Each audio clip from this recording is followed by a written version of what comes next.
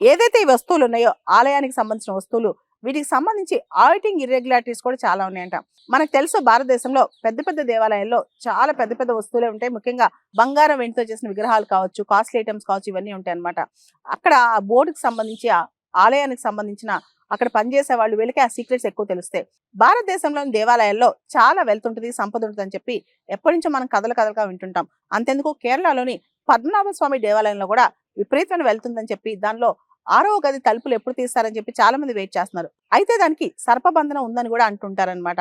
ఇవన్నీ పక్కన పెడితే రీసెంట్ గా శబరిమల టెంపుల్ కి మన రాష్ట్రపతి ద్రౌపది ముర్ము గారు కూడా వెళ్ళొచ్చారు.